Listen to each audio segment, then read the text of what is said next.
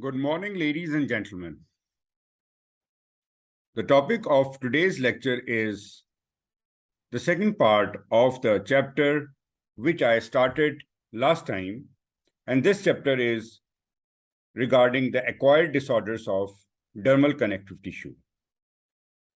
But this lecture will primarily comprise of fibromatosis. So what is fibromatosis?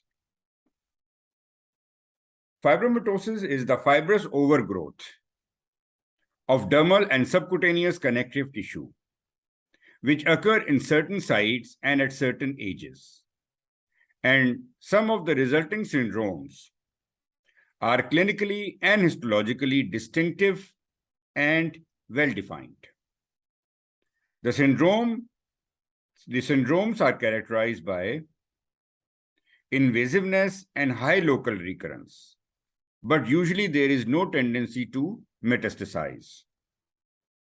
These lesions are a borderline between simple overgrowths and a benign tumor.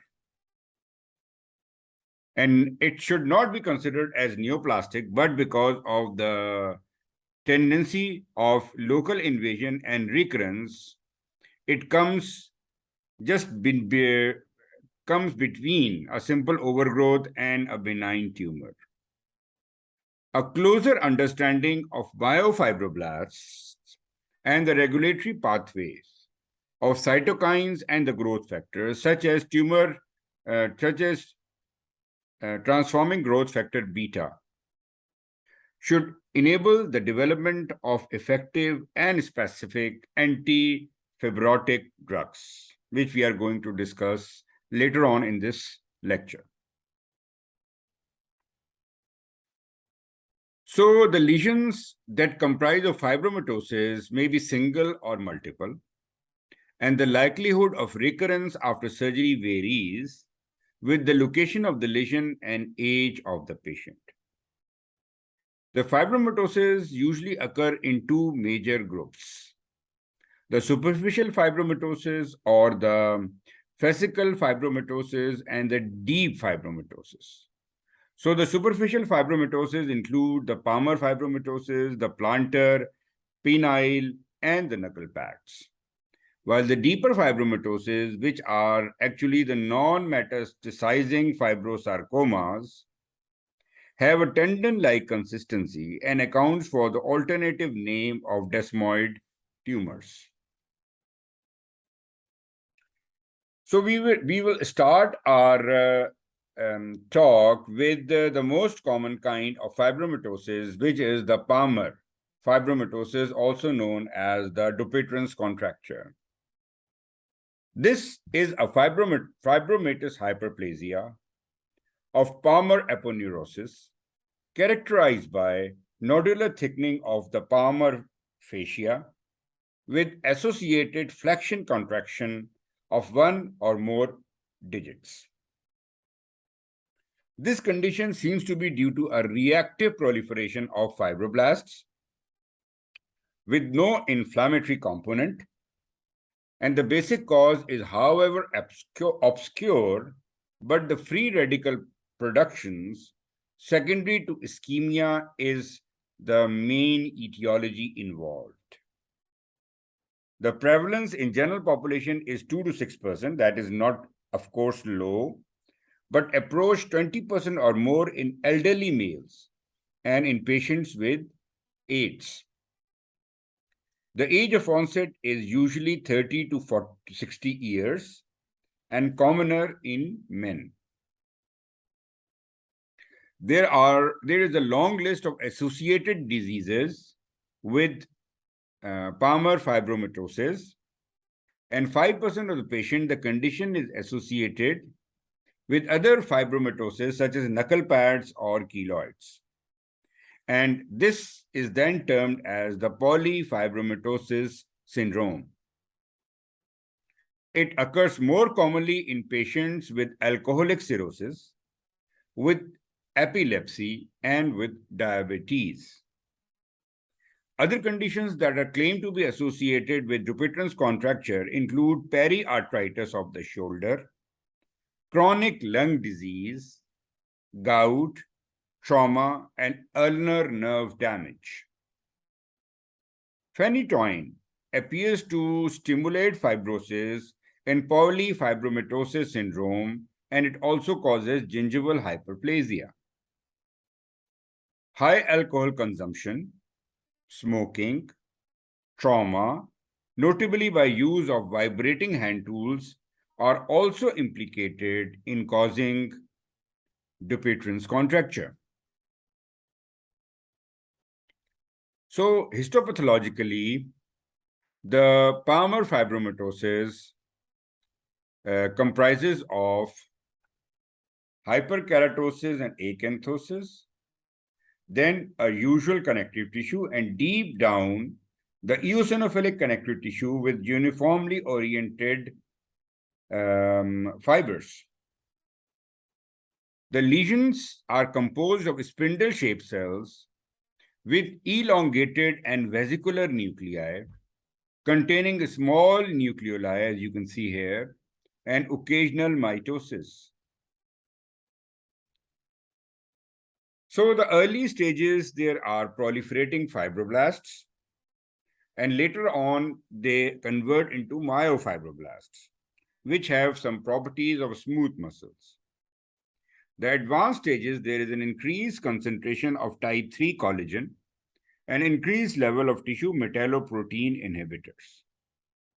The structural abnormalities of dermatan sulfate may predispose to abnormal fibrillogenesis. Genetics. Palmar fibromatosis is often familial and may be inherited as autosomal dominant. So in addition to all the other potentiating causes, this disorder can be familial and with an autosomal dominant inheritance. The clinical features.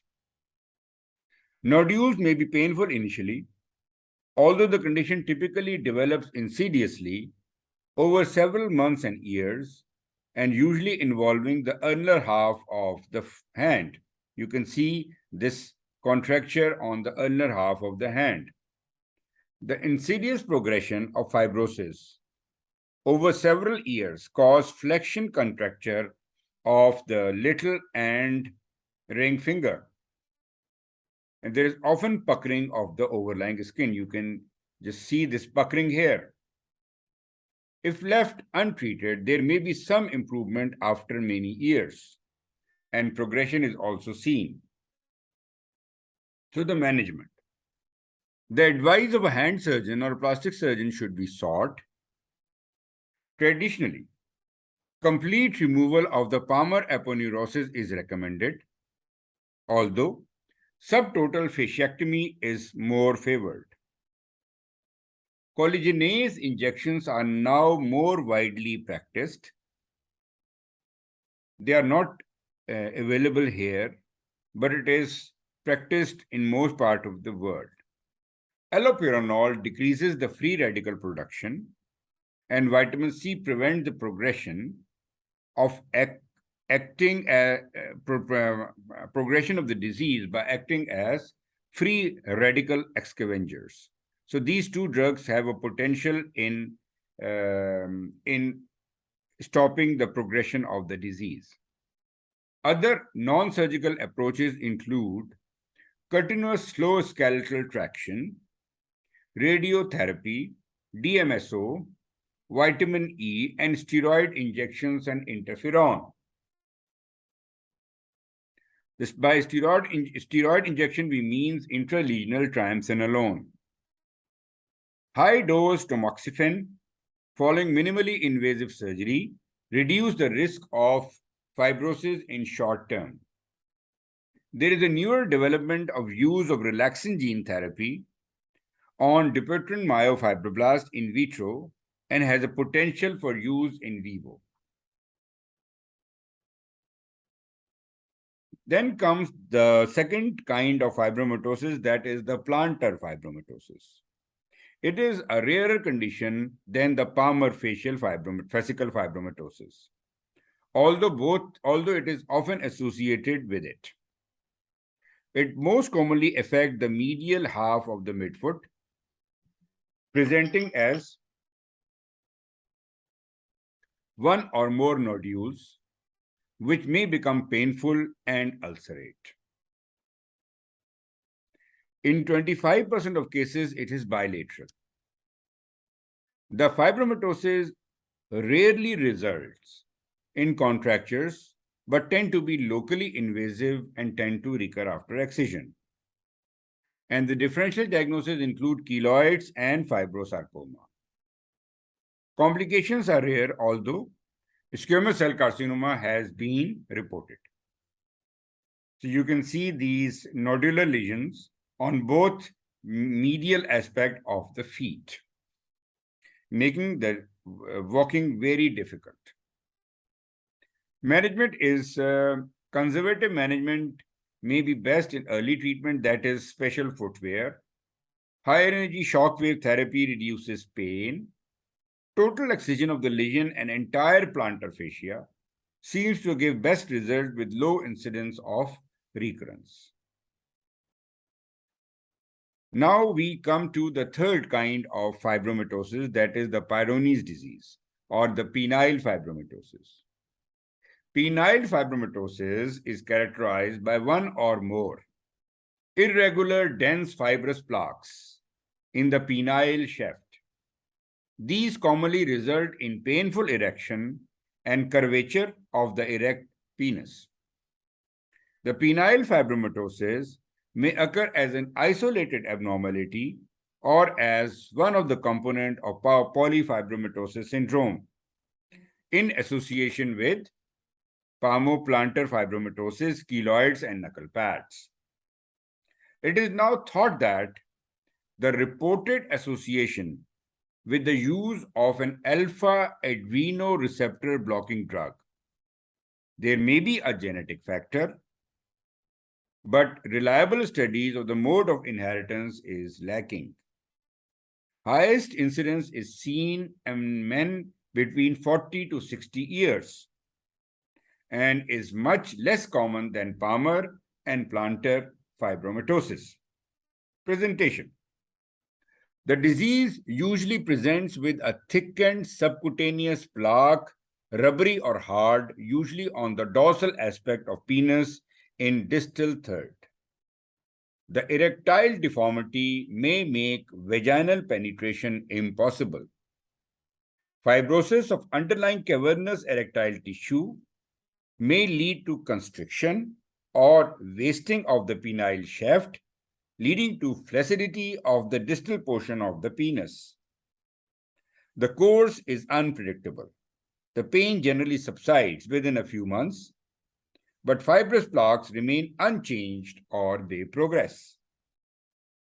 You can see the curvature of erect penis due to this Peyronie's disease, and this is not only curved, but it is painful too.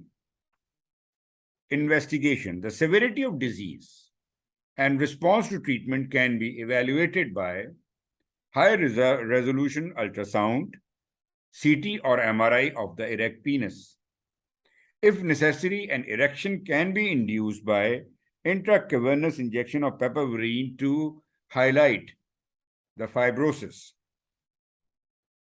Management. There is little evidence that vitamin E, potassium aminobenzoate, orgotin, radiotherapy, ultrasonic therapy, or intradenal steroids affect the long-term outcome, although they may relieve the pain. There are case reports of success with more aggressive treatment using pulse dexamethasone and low-dose cyclophosphamide.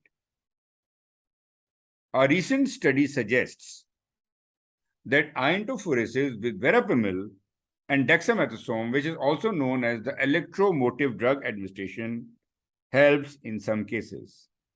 And surgery is probably the treatment of choice. The fourth condition we are discussing today is the knuckle pads. The knuckle pads, as you can see in the picture, are circumscribed thickening overlying the finger joints. The term is a misnomer, as most Lesions occur over the proximal interphalangeal joint and not on the knuckles. Only one lesion here is seen on the knuckles. The knuckle pads are described as the unusual form of nodule upon the joints of the fingers. They should be distinguished from the pseudo-knuckle pads, which are associated with trauma. The condition is not rare, but true prevalence is uncertain. Onset is between 50 and 30 years. Sex incidence is probably equal and mostly reported in white people. There are a number of associated diseases, and there is a strong association with other fibromatosis, such as Palmar fibromatosis. In one large family, knuckle pads are associated with sensorineural deafness and leukonychia, that is Bart-Pumphrey syndrome. Knuckle pads are also associated with epidermolytic plantar scleroderma. There is another family in which knuckle pads are described in association with esophageal cancer and oral leukoplakia. Although trauma has been implicated, this is more closely related to the pseudo-knuckle pads. So the histology of knuckle pads is typical, and there's massive hyperkeratosis and acanthosis. There is little changes seen in the dermis. Pathology. Epidermis is hyperkeratotic. Individual collagen fibers are obviously thickened and arranged in irregular bundles. Genetic, I have told you, it is sporadic, and severe pedigrees have shown an autosomal, and several pedigrees have shown some autosomal dominant inheritance. Presentation is by flat or convex, smooth circumscribed nodules that develop slowly and almost imperceptibly over the course of months or years, achieving 0.5 to 1.5 centimeter in diameter. The lesions may be hypo or hyperpigmented and are most commonly seen over the dorsal surfaces of proximal interphalangeal joints, but occasionally develop over the knuckles or the distal interphalangeal joints. The differential diagnosis of knuckle pads, it should be distinguished from the pseudo-knuckle pads that are associated with occupational trauma, such as the carpet layers, the sheep shearers, and the tailors. Similar lesions are induced in children by chewing or biting their fingers, or the knuckle cracking or playing video games. Unlike true knuckle pads, these lesions tend to regress if the traumatic stimuli is removed. Heberden notes of osteoarthritis, pachydermodactyly, granuloma annulare, erythema elevatum diatinum, and rheumatoid nodules should be excluded in the differential diagnosis. Management. If the lesions do not bother the patient, conservative management is appropriate.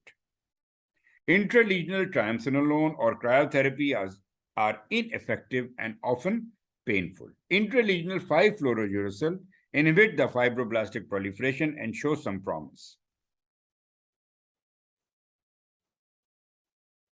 So the next disease we are going to discuss is pachydermodactyly. It's a benign fibromatosis of the fingers, typically presents in adolescent males who develop spade-like enlargement of hands and occasionally other areas. The incidence is uncertain. Affected population is mainly young adult males, and it is often associated with bilateral carpal tunnel syndrome and verruliform atrophy. You can see this bulbous enlargement of proximal interphalangeal joint, but there are no knuckle pads. It is suggested that unconscious, repeated rubbing and gripping of fingers, repetitive movements, or mechanical injury to joints may contribute to the condition.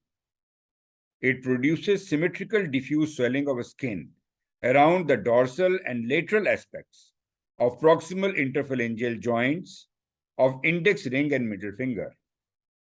Patient may be referred to the rheumatologist with the diagnosis of juvenile idiopathic arthritis, and this condition is often confused with knuckle pads. Most patients do not require treatment. Intralesional triamcinolone is reported to be beneficial, although this is unlikely to be necessary. So no treatment is usually required.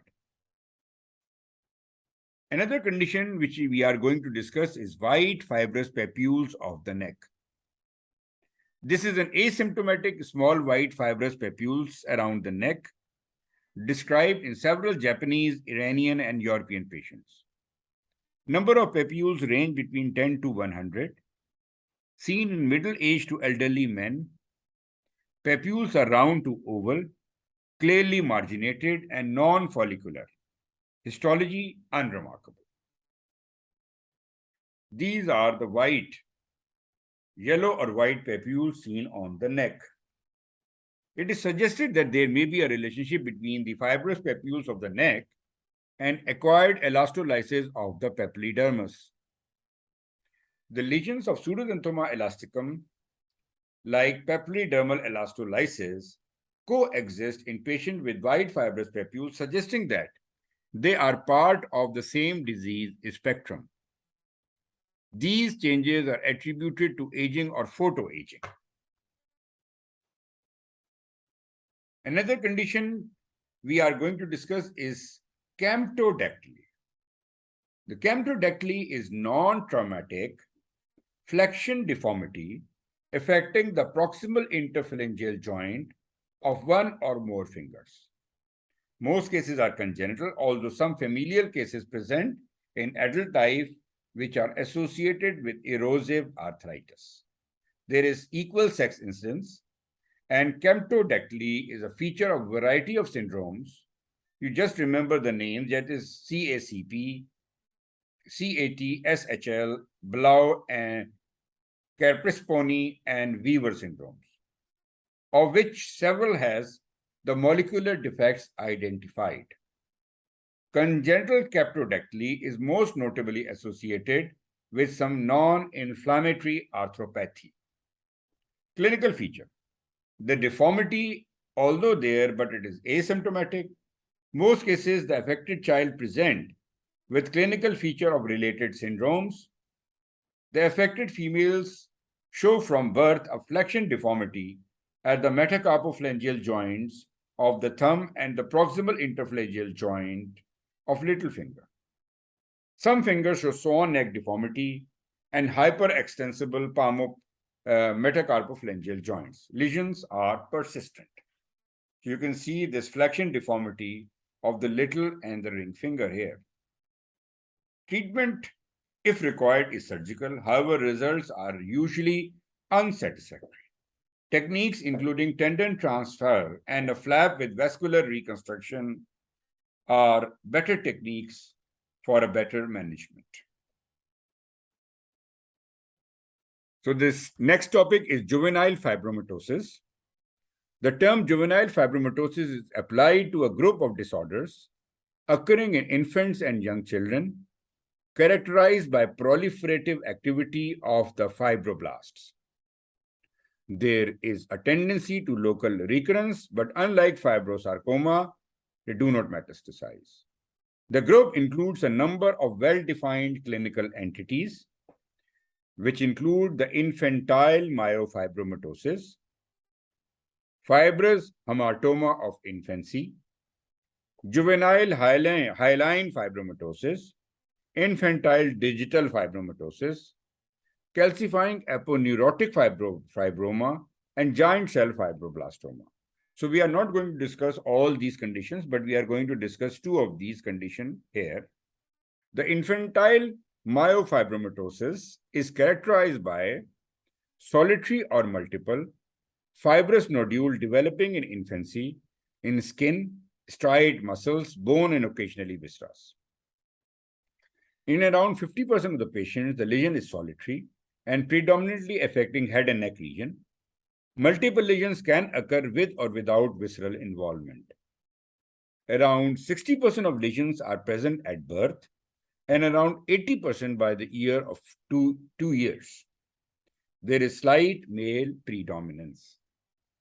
Histology of the lesion is characterized, there is characteristic zoning with peripheral spindle-shaped cells in bundles surrounding a central zone of less poorly differentiated round or polygonal cells.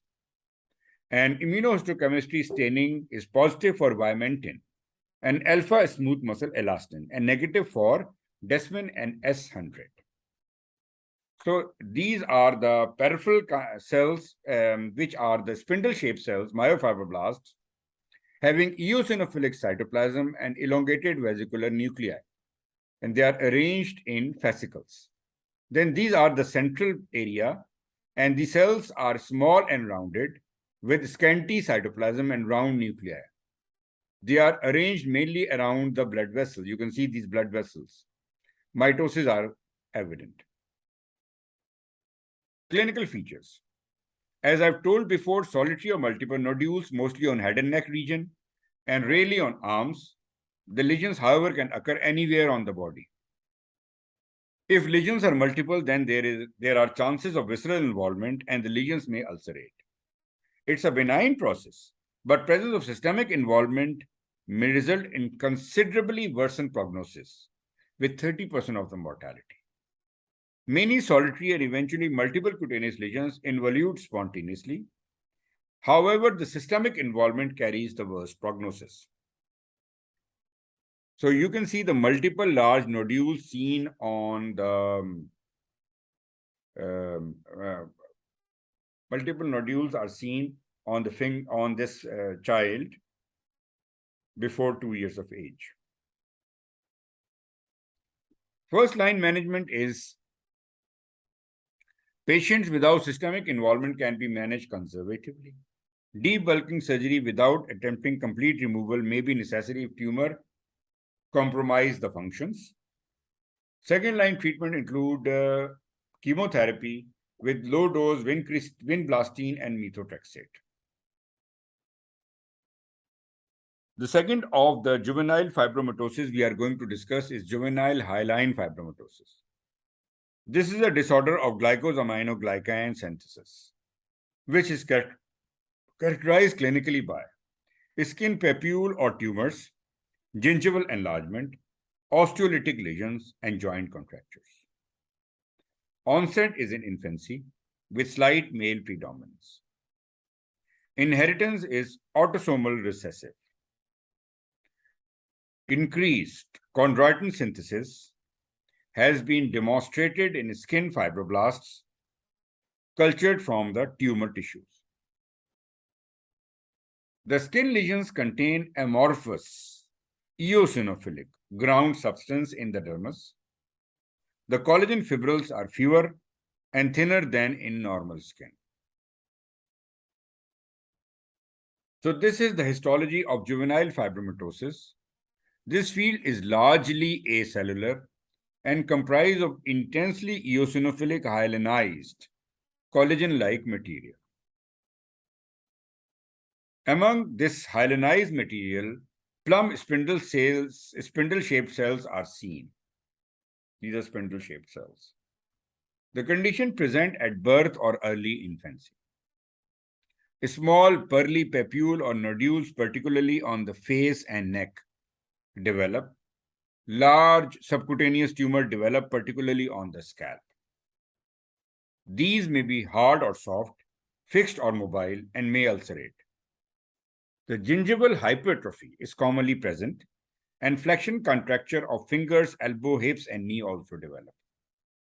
The osteolytic lesions can occur in skull, long bone, or phalanges.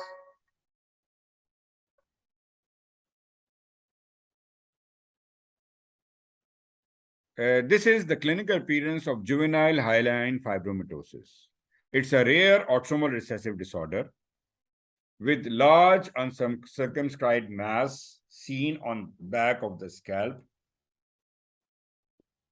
The condition is a severe disease with considerable morbidity and reduced life expectancy. There are joint contractures which are disabling, and condition persists into adult life. However, many patients die in infancy and rarely survive beyond 4th decade. Management. No treatment is of proven benefit. Surgery may be the treatment of choice, although nodules may recur after excision.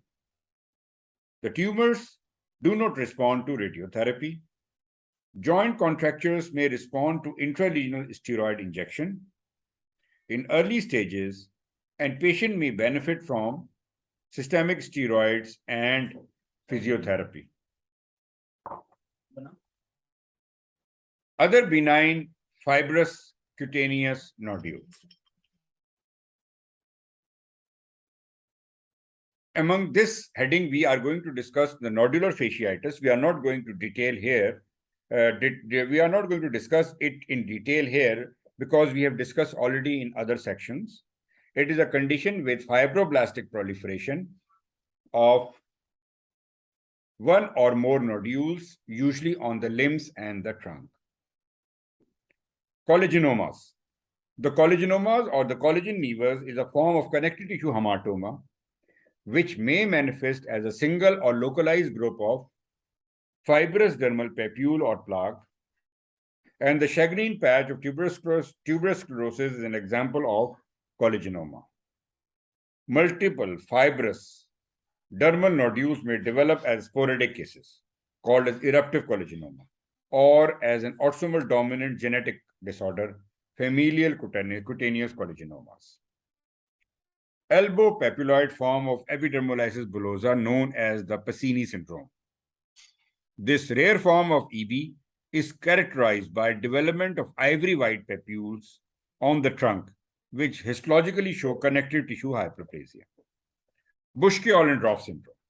There is extensive nodular fibrosis in association with juvenile elastoma and osteoporosis. We have discussed this syndrome before. Then fibrous digital nodules. In addition to giant cell synovioma, and infantile digital fibromatosis, this fibrous nodule of digit may be due to acquired digital fibrokeratoma, fibrous papule of the finger, dermatofibroma, or Coinen tumor. So it's a mixed terminology. Nephrogenic systemic fibrosis is another topic, is the topic we are going to discuss now. This condition occurs in patients with renal impairment who are exposed to the low stability gadolinium-based contrast agents during MRI. The gadolinium chelate stimulates an NLRP3 inflammasome-dependent inflammatory response that lead to fibroblastic growth, synthesis, and differentiation into myofibroblast.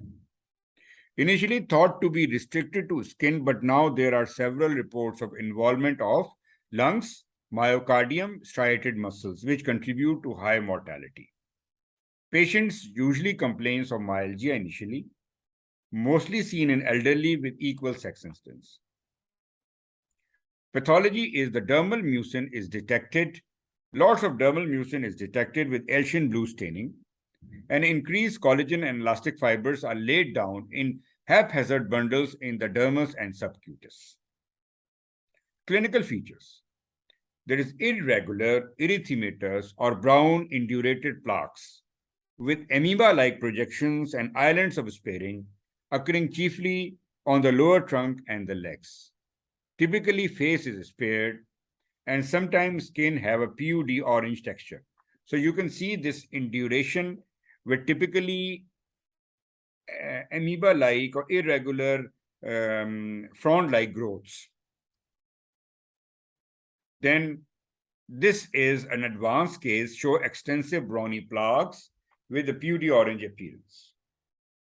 So differential diagnoses include scleroderma edema. The lesions have a different distribution and morphology and no associated paraproteinemias. Complications and comorbidities. The fibrotic obstruction of structures like superior vena cava may be a complicating factor. Associated metabolic abnormalities include hypophosphatemia. The disease course and prognosis. Usually the condition is progressive, although it may remit spontaneously. particularly with correction of renal abnormalities. Histologically, the nephrogenic fibrosing dermopathy comprises of conspicuous spindle-shaped population, high power view of the spindle-shaped cells with hyaline cytoplasm. There is diffuse expression of pro-collagen 1 and CD34.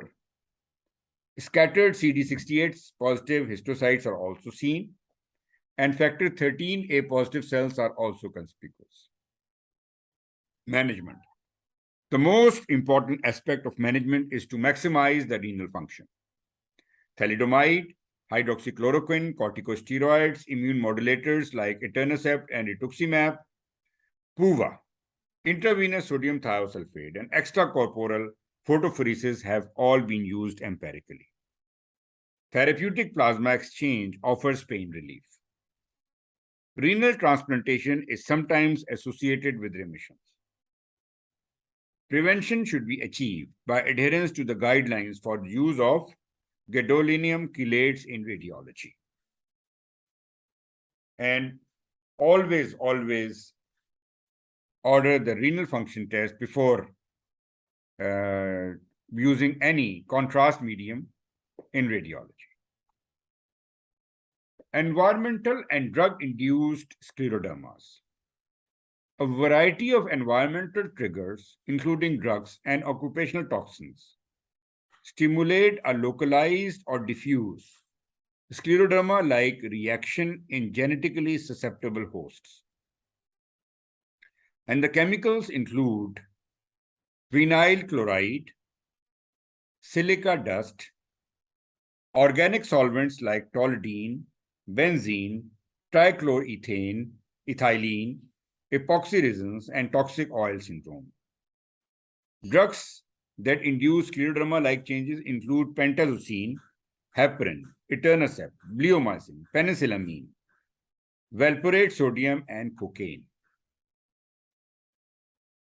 Scleroderma-like lesions are seen in photosensitive distribution in Porphyria cutanea tarda. Lesions resembling generalized morphea are seen in chronic graft versus host disease. Paraneoplastic scleroderma is associated with carcinoid syndrome. Toxic oil syndrome is a multisystem disease characterized by acute fever, severe but transient pulmonary edema, myalgia and pruritic exanthum, and eosinophilia following after several months of widespread cutaneous sclerosis in 30% of the cases. So in addition to the cutaneous sclerosis, there is pruritic exanthum and eosinophilia with acute fever, pulmonary edema, and myalgia. The syndrome is probably due to ingestion of imported rapeseed oil mixed with aniline denutriments. Toxic oil syndrome bears striking resemblance to eosinophilic myalgia syndrome, which is linked with consumption of L-tryptophan used as a food supplement to treat insomnia and depression. The offending batches of L-tryptophan contain impurities similar to that contaminants in toxic oil syndrome. So this topic, next topic is the constricting bands of the extremities. The constricting bands occur around the digits or the limbs. Bands may be shallow, involving only the skin, or deep, involving fascia or bone, and in some cases leads to amputation. The constricting bands characteristically present in infancy. The term inhum is an African word meaning to saw and is applied to a specific type in which painful constriction of the fifth toe occur in adults with eventual spontaneous amputation. Pseudoinhum is a term applied to other constricting bands which are congenital or secondary to another disease. Both sexes are affected. Inhum is reported chiefly in Black African and African Americans. Peterson has provided a classification of congenital constrictions in which type 1 describe a simple fibrotic ring. The limb distal to the ring is normal. Then type 2 is a neurovascular or lymphatic disruption distal to the ring causing atrophy, lymphedema, and maybe sensory deficit. And type 3 refers to the acrosyndactyly or fenestrated syndactyly, where there is distal fusion of the digit which are separated proximally. And type 4, there is complete amputation of the digit or the limb. So these types are in the advancing stage of involvement. Pathogenesis. Disruption of the development of the germinal disc in the embryo may predispose to the fibrotic bands and associated congenital abnormalities. In adults with NHAM, vascular damage appears to be important, resulting in hypoxia. The vascular damage secondary to smoking or diabetes may exacerbate NHAM in adults. Mechanical factors, including trauma from walking barefoot, may precipitate the development of a groove in ischemic toe in NHAM. Clinical feature: fibrous band may be solitary or multiple, encasing the limb, usually leg or foot. Clinical variants: the NHAM represents the extreme form of the condition, resulting in a spontaneous amputation of the digit. There may be secondary infection and osteomyelitis. Toe become dorsiflexed at metacarpophalangeal joint and gradually become clawed. This is a picture of NHAM. Rest pain, coolness, and cyanosis of digit distal to the groove suggest the ischemia. Once the constricting band has encircled the toe, the condition tends to progress rapidly. The toe becomes globular, hangs by a thread of fibrous tissue, and eventually shed. Control of secondary infection and protection from trauma may prevent extension of the scarring process. If symptoms are severe or dangling digit is disabling, surgical amputation is indicated. The pseudo-NHAM. The pseudo-NHAM can be secondary or acquired. In secondary form, it involves a digit, limb, or even trunk, and it ranges in severity from a superficial groove to complete amputation in utero. The cause is unknown, but familial cases are reported. Congenital pseudo-NHAM must be distinguished from aplasia of the limb with rudimentary digits, acromelia in which part of the limb does not develop, and hypoplasia in which part, although formed, are poorly developed. Acquired causes of pseudo-NHAM may be as a result of infection like leprosy, trauma or cold injury, neuropathy, congenital sensory neuropathy, and systemic sclerosis. It is often associated with various hereditary diseases and palmoplantar keratodermas, particularly Vohwinkel syndrome, Vohwinkel keratoderma, Pachyonychia congenita, erythropoietic protoporphyria, and Olmsted syndromes. This is acquired pseudo-NHAM. Management is surgical treatment with stage Z-plasty. Good results are obtained from two-stage synplasty with removal of the facial groove and fasciotomy, treating half of the limb initially and other half a week later. Then the last topic of today's lecture is keloids and hypertrophic scar. This is a very important topic because we frequently encounter this condition. Keloids in hypertrophic scar represents an extensive connective tissue response to injury, and injury may be trivial.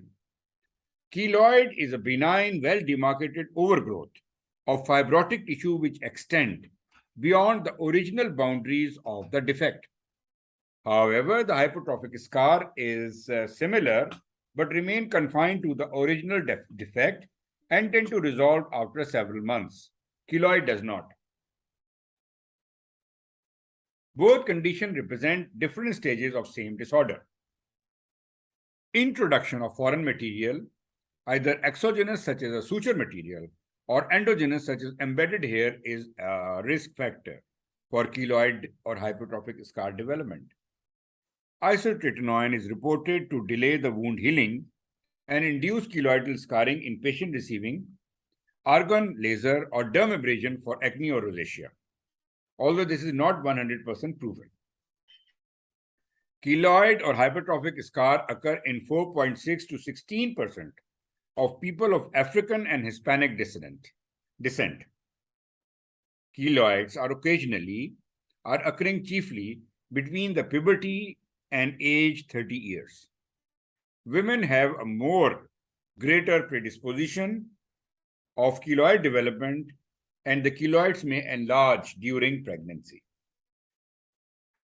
Associated diseases with keloids come as a part of polyfibromatosis syndrome. So it is associated with other fibromatoses like Palmar fibromatosis, plantar fibromatosis, and even Peyronie's disease.